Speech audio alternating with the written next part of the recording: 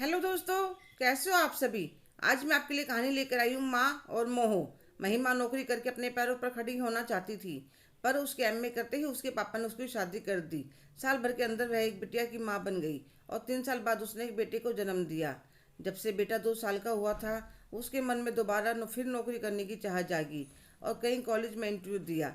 3-4 महीने बाद उसे कॉलेज में लेक्चरार की नौकरी मिल गई। वह इतनी खुश थी कि उसने अपनी सारी सहेलियों को नौकरी मिलने की खुशी में सबको पार्टी दे दी।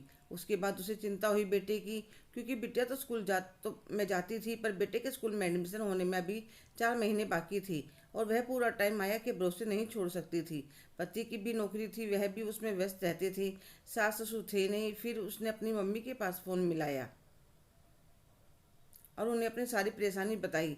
माँ अपनी बेटी की परेशानी सुनते ही बहू को सारे काम समझा। 2 दिन में ही बिटिया के घर में खूब सारे गिफ्ट और मिठाई लेकर पास आ गई और आते ही घर की सारी जिम्मेदारी संभाल ली। दिन भर माँ सारे घर का काम संभालने में लगी रहती। एक दिन महिमा आशी को स्कूल से लेकर घर पहुंची तो माँ उन दोनों का खाना गर्म करने रसोई की तरफ चल पड़ी। महिमा ने पूछा, माँ मुन्ना कहाँ है।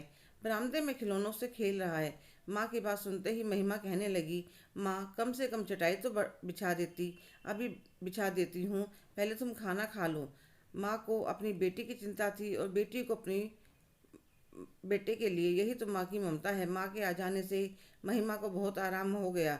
घर भी चमक रहा था और बच्चे भी चमक रहे थे। हेलो दोस्तों, कैसे हो आप सभी। आज की कहानी आपको कैसी लगी। इसका दूसरा भाग शाम को 5:15 पर मैं आपके लिए लेकर आ रही हूँ। अगर आप मेरे चैनल पर नए हैं तो प्लीज़ लाइक, शेयर, सब्सक्राइब करना ना भूलें। धन्यवाद।